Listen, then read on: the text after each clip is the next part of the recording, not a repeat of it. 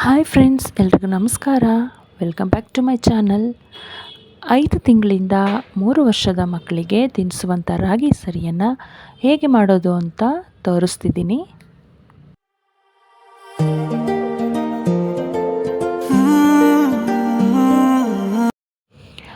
ಮೊದಲಿಗೆ ರಾಗಿಯನ್ನು ಕ್ಲೀನ್ ಮಾಡಿಸಿ 3ರಿಂದ 4 ಸಾರಿ ನೀರಲ್ಲಿ ಚೆನ್ನಾಗಿ ತೊಳಿಬೇಕು. ಆಮೇಲೆ ರಾಗಿ ಸ್ವಲ್ಪ ಮೊಳಕೆ ಬರೋದಕ್ಕೆ ಬಿಡಬೇಕು. ಅದ್ರ ಜೊತೆಗೆ ಕಡಲೆಕಾಳು, ಅಲಸಂದಿ ಕಾಳು, ಹೆಸರು ಕಾಳನ್ನು ಕೂಡ ತೊಳೆದು ನೆನೆಸಿ ಮೊಳಕೆ ಬರೋದಕ್ಕೆ ಇಟ್ಟಿದ್ದೆ. ಮೊಳಕೆ ಬಂದಿರೋ ಕಾಳುಗಳನ್ನು ಮತ್ತು ರಾಗಿಯನ್ನು ಬೆಳಗಿನ ಬಿಸಿಲಲ್ಲಿ ಇಲ್ಲ ಅಂದರೆ ನೆರಳಲ್ಲಿ ಒಣಗಿಸ್ಕೋಬೇಕು. ನಾನಿಲ್ಲಿ 3ರಿಂದ 4 ದಿನ ನೆರಳಲ್ಲಿ ಒಣಗಿಸ್ಕೊಂಡಿದ್ದೀನಿ.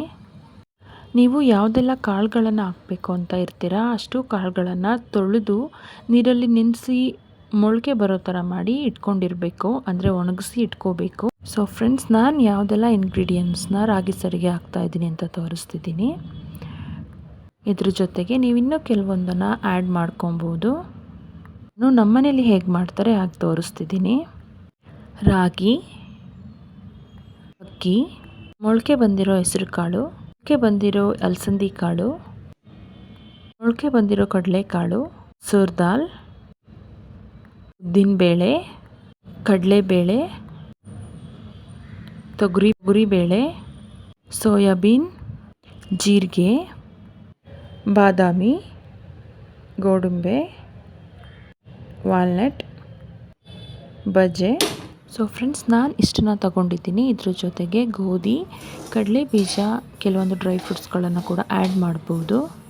ಸೊ ಈಗ ಒಂದೊಂದಾಗಿ ಎಲ್ಲ ಇಂಗ್ರೀಡಿಯೆಂಟ್ಸ್ನು ಚೆನ್ನಾಗಿ ಹುರ್ಕೊಬೇಕು. ಕಲರ್ ಚೇಂಜ್ ಆಗೋವರೆಗೆ ಮತ್ತು ಸ್ವಲ್ಪ ಬೆಚ್ಚಗಿರೋವರೆಗೆ ಹುರ್ಕೋಬೇಕು.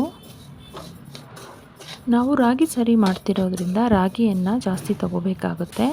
ನಾನಿಲ್ಲಿ 3 kg ರಾಗಿಯನ್ನು ತಗೊಂಡಿದ್ದೀನಿ. ನಾನಿಲ್ಲಿ ಜಾಸ್ತಿ ಫ್ರೈ ಮಾಡೋದಕ್ಕೆ ಹೋಗಿಲ್ಲ, ಸ್ವಲ್ಪ ಬೆಚ್ಚಗಾಗೋವರೆಗೆ ಅಷ್ಟೇ ಹುರಿದಿದ್ದೀನಿ. ಸ್ವಲ್ಪ ಕಲರ್ ಚೇಂಜ್ ಆಗಿದೆ ಅಷ್ಟೇ.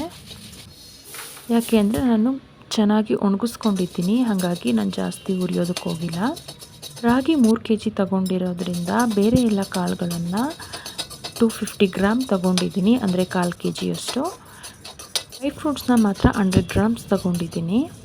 ಯಾಕೆ ಅಂದರೆ ಮೋಷನ್ ಹೋಗೋದಕ್ಕೆ ಕಷ್ಟ ಆಗುತ್ತೆ ಡ್ರೈ ಫ್ರೂಟ್ಸ್ನ ಜಾಸ್ತಿ ಹಾಕಿದ್ರೆ, ಹಾಗಾಗಿ ನೋಡಿಕೊಂಡು ಹಾಕ್ಕೊಬೇಕಾಗುತ್ತೆ. ಫ್ರೆಂಡ್ಸ್, ನೀವು ಅಕ್ಕಿ ಮತ್ತು ಗೋಧಿಯನ್ನು ಹಾಕೋದಾದರೆ ಅದನ್ನು ಕೂಡ ತೊಳೆದು ಬಿಸಿಲಲ್ಲಿ ಒಣಗಿಸಿ ಹಾಕಬೇಕಾಗುತ್ತೆ. ಮತ್ತು ಬೇಳೆಗಳನ್ನ, ಡ್ರೈ ಫ್ರೂಟ್ಸ್ನ ನೀಟಾಗಿ ಏನು ಧೂಳು ಕಲ್ಲು ಏನು ಇಲ್ಲದೇ ಇರೋ ಹಾಗೆ ನೋಡಿಕೊಂಡು ಹಾಕ್ಕೋಬೇಕು. ನಾನಿಲ್ಲಿ ಎಲ್ಲನೂ ನೀಟಾಗಿ ಕಲ್ಲಿದೆಯಾ ಇಲ್ವಾ ಅಂತ ನೋಡಿಕೊಂಡು, ಧೂಳು ಏನಾದರೂ ಇದೆಯಾ ಅಂತ ನೋಡಿಕೊಂಡು ಹಾಕ್ಕೊಂಡಿದ್ದೀನಿ. ಬೇಳೆ ಮತ್ತು ಡ್ರೈ ಫ್ರೂಟ್ಸ್ನ ತೊಳೆದು ಹಾಕೋದಕ್ಕಾಗಲ್ಲ, ಹಾಗಾಗಿ ಹಾಗೇ ಹುರ್ಕೊಂಡು ಹಾಕ್ಕೋತಿದ್ದೀನಿ. ನಾನು ನಮ್ಮ ಪಾಪುಗೆ 6 ತಿಂಗಳು ಕಂಪ್ಲೀಟ್ ಆದಮೇಲೆ ರಾಗಿ ಸರಿಯನ್ನು ಸ್ಟಾರ್ಟ್ ಮಾಡಿದೆ. ಫಸ್ಟ್ 1 ವೀಕು ಬರೀ ರಾಗಿಯನ್ನು, ಅಂದರೆ ಪ್ಲೈನ್ ರಾಗಿಯನ್ನು ಮಾತ್ರ ತಿನ್ನಿಸ್ದೆ. 1 ವೀಕ್ ಆದಮೇಲೆ ಅವನಿಗೆ ಅಡ್ಜಸ್ಟ್ ಆಗುತ್ತೆ ಅಂತ ಗೊತ್ತಾಯಿತು. ಹಾಗಾಗಿ ನಾನು ಎಲ್ಲ ಕಾಳು ಮತ್ತು ಡ್ರೈ ಫ್ರೂಟ್ಸ್ನ ಮಿಕ್ಸ್ ಮಾಡಿ ಪೌಡ್ರು ಮಾಡಿ ತಿನ್ನಿಸೋದಕ್ಕೆ ಸ್ಟಾರ್ಟ್ ಮಾಡಿದೆ. ಈಗ ಅವನಿಗೆ 9 ಮಂತ್ಸ್ ಕಂಪ್ಲೀಟ್ ಆಗಿದೆ, ಹಾಗಾಗಿ ಸ್ವಲ್ಪ ಕ್ವಾಂಟಿಟಿನ ಜಾಸ್ತಿ ಮಾಡ್ಕೋತಾ ಇದ್ದೀನಿ. ಸೊ ಫ್ರೆಂಡ್ಸ್, ಎಲ್ಲನೂ ತುಂಬ ಡೀಪಾಗಿ ಫ್ರೈ ಮಾಡೋದಕ್ಕೆ ಹೋಗಬೇಡಿ, ಸ್ವಲ್ಪ ಬೆಚ್ಚಗಾದರೆ ಸಾಕು. ಯಾಕೆ ಅಂದರೆ ತುಂಬ ಡೀಪ್ ಫ್ರೈ ಮಾಡೋದು ಚೆನ್ನಾಗಿರಲ್ಲ. ಎಲ್ಲನೂ ಫ್ರೈ ಆದಮೇಲೆ ಒಂದು ಪಾತ್ರೆಗೆ ಹಾಕ್ಕೊಂಡು ಎಲ್ಲನೂ ಚೆನ್ನಾಗಿ ಮಿಕ್ಸ್ ಮಾಡಬೇಕು ಮತ್ತು ಅದು ತಣ್ಣಗಾಗೋದಕ್ಕೆ ಬಿಟ್ಬಿಡಬೇಕು. ನಾನಿಲ್ಲಿ ಎಲ್ಲನೂ ಒಂದು ಟಬ್ಬಲ್ಲಿ ಹಾಕ್ಕೊಂಡಿದ್ದೀನಿ. ಅದು ತಣ್ಣಗಾದಮೇಲೆ ನಾನು ಅದನ್ನು ಮಿಷಿನಲ್ಲಿ ಪೌಡ್ರ್ ಮಾಡಿಸ್ತೀನಿ. ನೀವು ಬೇಕಾದರೆ ಮನೆಯಲ್ಲಿನೇ ಮಿಕ್ಸಿಯಲ್ಲಿ ಸ್ವಲ್ಪನೇ ಪೌಡ್ರ್ ಮಾಡಿ ಇಟ್ಕೊಂಡ್ರೂ ಆಗುತ್ತೆ. ಅಂದರೆ ಮಕ್ಕಳು ಎಷ್ಟು ತಿಂತಾರೆ ಅದ್ರ ಮೇಲೆ ನೋಡಿಕೊಂಡು ಮಾಡ್ಕೋಬೇಕಾಗತ್ತೆ.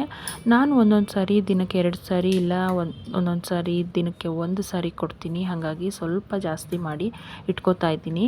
ಸೊ ಮನೆಯಲ್ಲಿ ಮಾಡ್ಕೊಳ್ಳೋದಕ್ಕಿಂತ ಮಿಷಿನಲ್ಲಿ ಮಾಡಿಸ್ಕೊಂಡ್ರೆ ತುಂಬ ಸಣ್ಣಗೆ ಬರುತ್ತೆ, ಮನೆಯಲ್ಲಿ ಸ್ವಲ್ಪ ತಿಕ್ಕಾಗಿರುತ್ತೆ. ಸೊ ನಾನು ಅದಕ್ಕೆ ಮಿಷಿನಲ್ಲಿ ಮಾಡಿಸಿ ಇಟ್ಕೋತಾ ಇದ್ದೀನಿ. ಈಗ ಇದನ್ನು ತಣ್ಣಗಾಗೋದಕ್ಕೆ ಬಿಡ್ತಿದ್ದೀನಿ. ಸೊ ಫ್ರೆಂಡ್ಸ್, ಪೌಡ್ರ್ ಮಾಡಿಸ್ಕೊಂಡು ಬಂದಿದ್ದಾಗಿದೆ. ನೋಡಿ ಎಷ್ಟು ಸಣ್ಣಗೆ ಬಂದಿದೆ. ಇಷ್ಟು ಸಣ್ಣ ಇರಬೇಕು, ತುಂಬ ಸಣ್ಣ ಬಂದಿದೆ. ಸೊ ಎಷ್ಟು ಸಣ್ಣ ಇರುತ್ತೆ ಅಷ್ಟು ವೇಸ್ಟ್ ಆಗಲ್ಲ. ಹಿಟ್ಟು ದಪ್ಪ ಇದ್ದಷ್ಟು ವೇಸ್ಟ್ ಆಗೋದು ಜಾಸ್ತಿ, ಯಾಕೆಂದರೆ ನಾವು ಬಟ್ಟೆಯಲ್ಲಿ ಅದನ್ನು ಶೋಧಿಸ್ಕೊಳ್ಳೋದ್ರಿಂದ ವೇಸ್ಟ್ ಆಗುತ್ತೆ. ಈಗ ಇದನ್ನು ಒಂದು ಬಟ್ಟೆಯಲ್ಲಿ ಶೋಧಿಸ್ಕೊತೀನಿ. ನನಗೆ ಎಷ್ಟು ಬೇಕೋ ಅಷ್ಟು ಮಾತ್ರ, ಅಂದರೆ ಒಂದು ಬಾಕ್ಸಲ್ಲಿ ಹಾಕಿ ಎತ್ತಿಟ್ಕೊಳ್ಳೋ ಅಷ್ಟೇ ನಾನು ಶೋಧಿಸ್ಕೊಳ್ಳೋದು. ಇನ್ನು ಬಾಕಿ ಎಲ್ಲ ಜರಡಿ ಹಿಡಿದು ಬೇರೆ ಒಂದು ಬಾಕ್ಸಲ್ಲಿ ಹಾಕಿ ಇಡ್ತೀನಿ.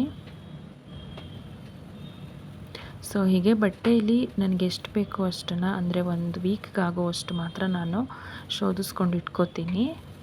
ಮತ್ತು ಅದು ಖಾಲಿ ಆದಮೇಲೆ ಮತ್ತೆ ಮಾಡ್ಕೋತೀನಿ. ಫ್ರೆಂಡ್ಸ್, ನೀವು ಈ ರಾಗಿ ಸರಿಗೆ ಕಾಳುಗಳನ್ನು ಪೌಡ್ರ್ ಮಾಡ್ಕೊಳ್ಳೋಕ್ಕೂ ಮುಂಚೆನೇ ಸ್ವಲ್ಪ ಉಪ್ಪನ್ನು ಸೇರಿಸ್ಕೊಂಡು ಇಟ್ಕೊಂಡ್ರೆ ಹಿಟ್ಟು ಬೇಗ ಕೆಡೋದಿಲ್ಲ. ಸೊ ನಾನು ಇದಕ್ಕೆ ಸ್ವಲ್ಪ ಉಪ್ಪನ್ನು ಸೇರಿಸ್ಕೊಂಡಿದ್ದೀನಿ. ನೀವು ಕೂಡ ಸ್ವಲ್ಪ ಸೇರಿಸ್ಕೊಳ್ಳಿ. ನೋಡಿ, ಇಷ್ಟು ಪೌಡ್ರು ಎಷ್ಟು ಸಣ್ಣಗಿದೆ ಅಂದರೆ ತುಂಬ ಚೆನ್ನಾಗಿದೆ. ಸ್ಮೆಲ್ ಕೂಡ ತುಂಬ ಚೆನ್ನಾಗಿದೆ. ಬಜೆ ಮತ್ತು ಜೀರಿಗೆ ಹಾಕಿರೋದ್ರಿಂದ ಚೆನ್ನಾಗಿ ಸ್ಮೆಲ್ ಬರ್ತಾಯಿದೆ. ನಾನು ಇದನ್ನು ಒಂದು ಗಾಜಿನ ಬಾಟ್ಲಲ್ಲಿ ಹಾಕಿ ಎತ್ತಿಟ್ಕೋತಾ ಇದ್ದೀನಿ. ಸ್ಮೆಲ್ ಕೂಡ ತುಂಬ ಚೆನ್ನಾಗಿ ಬರ್ತಿದೆ. ಈಗ ರಾಗಿ ಸರಿಯನ್ನು ತಿನ್ನಿಸೋದಕ್ಕೆ ಹೇಗೆ ಮಾಡೋದು ಅಂತ ತೋರಿಸ್ತಿದ್ದೀನಿ. ಒಂದು ಚಿಕ್ಕ ಬೌಲಲ್ಲಿ ಸ್ವಲ್ಪ ನೀರು ತಗೊಂಡಿದ್ದೀನಿ, ಅಂದರೆ ಒಂದು ಅರ್ಧ ಗ್ಲಾಸಷ್ಟು ನೀರು. ಅದಕ್ಕೆ ಸ್ವಲ್ಪ ಉಪ್ಪು ಮತ್ತು ಸ್ವಲ್ಪ ತುಪ್ಪ ಹಾಕ್ಕೊಂಡಿದ್ದೀನಿ. ಒಂದು ಅರ್ಧ ಟೀ ಸ್ಪೂನಷ್ಟು ತುಪ್ಪ ಹಾಕ್ಕೊಂಡಿದ್ದೀನಿ. ಒಂದು 2 ಟೀ ಸ್ಪೂನಷ್ಟು ಹಿಟ್ಟನ್ನು ತಗೊಂಡು ಅದಕ್ಕೆ ನೀರು ಹಾಕಿ ಚೆನ್ನಾಗಿ ಕಲಿಸ್ಕೋಬೇಕು. ಗಂಟು ಇಲ್ಲದೆ ಇರೋ ಥರ ಕಲಿಸ್ಕೋಬೇಕು. ಗಂಟಾದರೆ ಮಗುಗೆ ತಿನ್ನೋದಕ್ಕಾಗಲ್ಲ. ನೀರು ಚೆನ್ನಾಗಿ ಕುದಿಯೋಕ್ಕೆ ಸ್ಟಾರ್ಟ್ ಆದಮೇಲೆ ಅದನ್ನು ಸ್ವಲ್ಪನೇ ನೀರಿಗೆ ಹಾಕ್ಕೋತಾ ಕಲಿಸ್ಕೋತಾ ಬರಬೇಕು, ಇಲ್ಲಾಂದರೆ ಗಂಟಾಗಿಬಿಡುತ್ತೆ. ಸೊ ಹೀಗೆ ಚೆನ್ನಾಗಿ ಕುದಿಯೋದಕ್ಕೆ ಸ್ಟಾರ್ಟ್ ಆಗಬೇಕು ಮತ್ತು ಅದು ಗಟ್ಟಿ ಆಗ್ತಾ ಬರಬೇಕು. ಸ್ವಲ್ಪ ಗಟ್ಟಿ ಆಗಬೇಕು. ಯಾವ ರೀತಿ ಅಂದರೆ, ಸ್ಪೂನಲ್ಲಿ ನಾವು ರಾಗಿ ಸಾರನ್ನ ಇಟ್ಕೊಂಡ್ರೆ ಅದು ಕೆಳಗಡೆ ಬೀಳದೇ ಇರೋ ಥರ ಇದ್ದರೆ ಸಾಕು. ಇಲ್ಲ ಅಂದರೆ ನೀವು ಇನ್ನು ಸ್ವಲ್ಪ ತೆಳ್ಳಗೆ ಮಾಡ್ಕೋತೀವಿ ಅಂದರೆ ಮಾಡ್ಕೊಬೋದು. ಕನ್ಸಿಸ್ಟೆನ್ಸಿ ಅಷ್ಟಿದ್ರೆ ಸಾಕು. ಸೊ ಈ ರೀತಿ ಚೆನ್ನಾಗಿ ಕುದೀತಾ ಅದು ಗಟ್ಟಿ ಆಗ್ತಾ ಬರುತ್ತೆ.